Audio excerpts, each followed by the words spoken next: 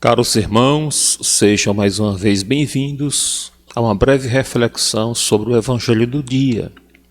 Hoje estamos no quarto domingo do Advento, já bem próximos do dia 25, a grande festa do nascimento de Jesus.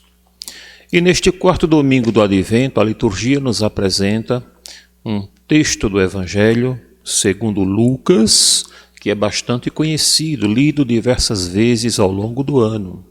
Trata-se daquele momento em que o arcanjo Gabriel comunica à Virgem Maria o projeto divino, segundo o qual ela foi predestinada a ser a mãe do Salvador.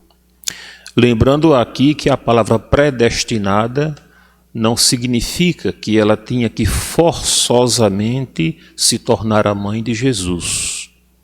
Predestinar aqui significa que desde a eternidade Deus a escolheu para ser a mãe do Salvador, mas não lhe tirou a liberdade de recusa.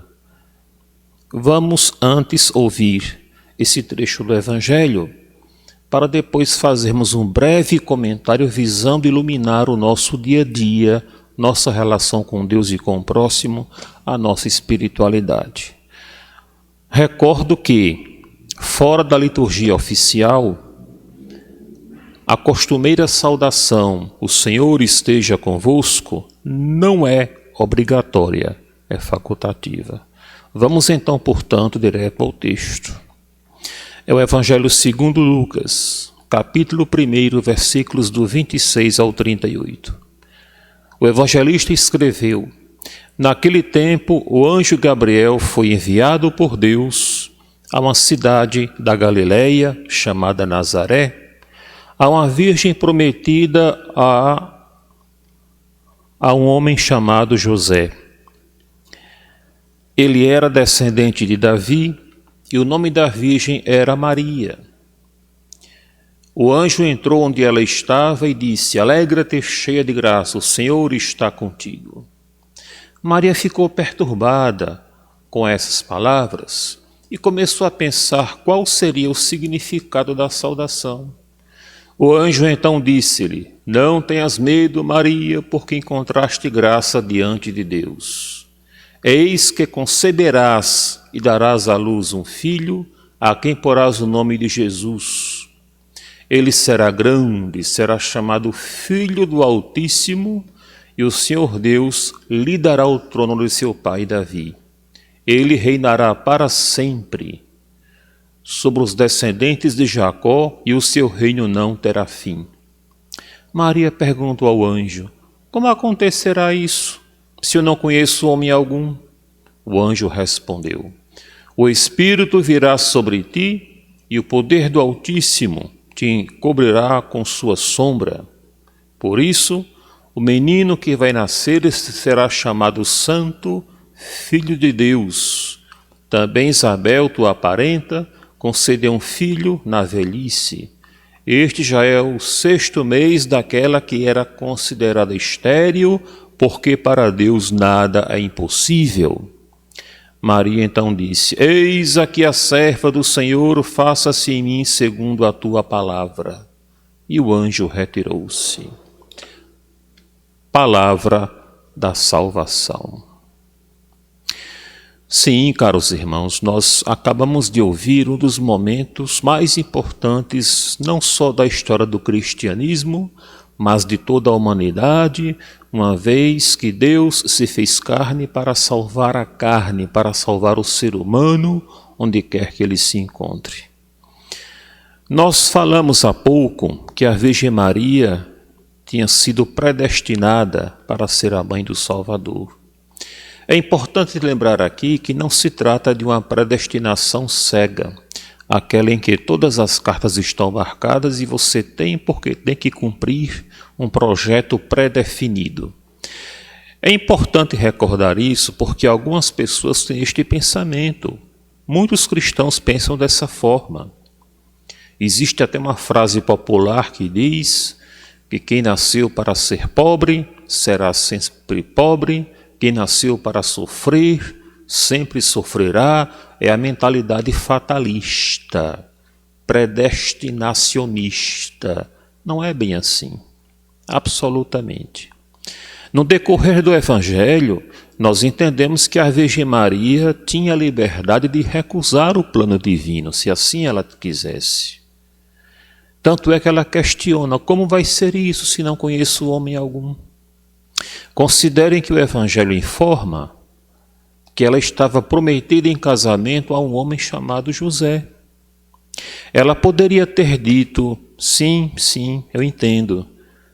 Daqui a poucas semanas estarei me casando e então poderei conceber. Mas não foi assim que ela respondeu. Ela não considerou a aproximação de seu casamento. Ela simplesmente disse: como vai ser isso se não conheço homem algum? O que nos faz deduzir, o que nos faz pensar que ela pretendia continuar virgem, consagrada ao Senhor de modo integral, com o coração indiviso? Mas é um pensamento que, por mais que pareça óbvio, ele não se impõe, porque a tradição judaica supervaloriza genealogias, uma vez que o povo judeu considerava que a genealogia perpetua o nome da família, o nome do patriarca, enfim. No entanto, nós percebemos por essa conclusão que tiramos a respeito das palavras da Virgem Maria, de que alguma coisa começa a mudar no pensamento, na tradição judaica.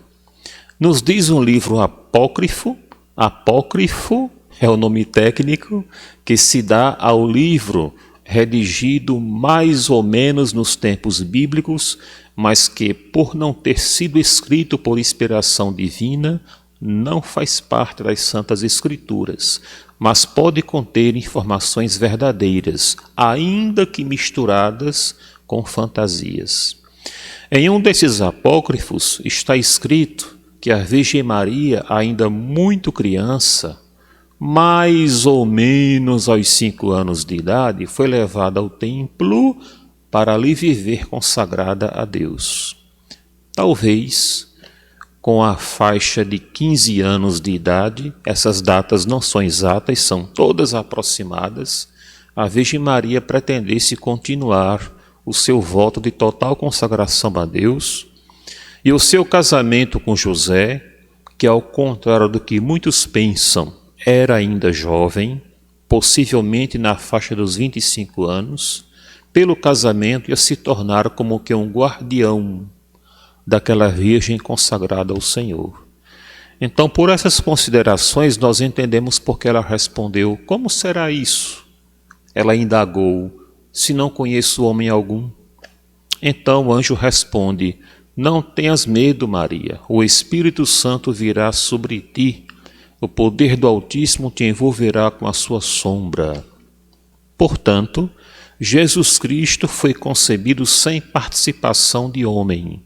Foi a ação direta do próprio Deus, Criador de todas as coisas, que gestou para si mesmo na pessoa do Filho a condição humana para resgatar essa condição. Tudo isso é importante para nós, para a nossa reflexão. Nós precisamos sair de uma certa preguiça mental naquilo que se refere a compreender mais e mais os projetos divinos, para assim robustecer nossa fé.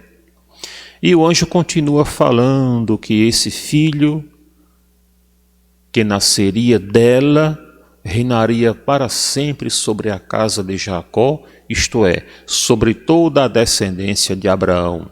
Jacó é um outro nome que se dá ao neto de Abraão. É aquela trilogia, aquela descendência, Abraão, Isaque e Jacó. Pois bem, então trata-se do anúncio do nascimento do Messias, daquele que é escolhido por Deus para congregar os descendentes de Abraão, então dispersos pelas mais várias razões, pelas regiões mais próximas. A Virgem Maria não compreendia tudo naquele momento como nós compreendemos hoje. A revelação para ela também foi se dando lentamente, passo a passo, pouco a pouco. Mas o fato é que vemos aqui uma das mais belas páginas do Evangelho, e desta forma ela se entrega, ela confirma tudo aquilo que Deus tinha pensado a respeito dela. E ela termina dizendo: eis aqui a serva do Senhor. Algumas traduções dizem: eis aqui a escrava do Senhor. Entre nós brasileiros, a palavra escravo soa muito mais forte. Eis aqui a escrava do Senhor, faça-se em mim segundo a sua palavra. Ou seja, que se cumpra em mim a palavra que Deus manda comunicar através de ti, através do anjo. Todos nós temos perfeita compreensão, ou devemos ter adequada compreensão, do grande alcance desse momento. É um passo importantíssimo, é um passo decisivo para resgatar a humanidade das garras de Satanás. Em geral, temos do Natal uma compreensão muito romântica, muito poética, presépios, refeições, diversas lembranças. Isso não está errado, está tudo certo. Mas, infelizmente, com muita frequência, nos esquecemos da raiz, da razão de ser do Natal. É Deus que desce da sua grandeza para então nos fazer dignos de acessar a sua face. É o processo de salvação. O quarto domingo do Advento recorda esse momento, o momento em que Deus se faz carne. Podem ter certeza que as forças do mal, que Satanás e todo o seu séquito estremeceram na base, porque estavam sentindo, estavam percebendo que a promessa divina de salvação da criação estava sendo cumprida, estava começando a se realizar, e que o reino de Satanás, até então muito forte, começava a perder força, começava a recuar. Então vejamos o quarto domingo do Advento, nesta leitura do Santo Evangelho, como um passo decisivo dado pelo próprio Deus em direção à nossa salvação. Se Deus nasce, se Deus então é concebido e se faz carne, é porque essa carne está com a sua vitória em processamento. E isto significa a derrota definitiva do mal. Repito, não vejamos a aproximação do Natal ou o próprio Natal apenas do lado romântico, poético, sentimentalista, mas como uma das grandes verdades que compõem nossa fé. Como diz São Paulo na carta aos Efésios, a humanidade vivia na escuridão do pecado, nas trevas da imperfeição, e ali Satanás reinava quase que soberano. Agora não, ele está derrotado, ele está fracassado, ele sente se aproximar a sua definitiva derrota, e a Virgem Maria, por isso mesmo, se torna a arqui-inimiga de Satanás, porque ele trouxe aquele que realizou a nossa salvação, derrotando Satanás definitivamente. Contemplemos, portanto, as grandes verdades embutidas nesta leitura do Santo Evangelho e com esta breve reflexão procuremos aprofundar mais e mais a nossa fé. Louvado seja nosso Senhor Jesus Cristo.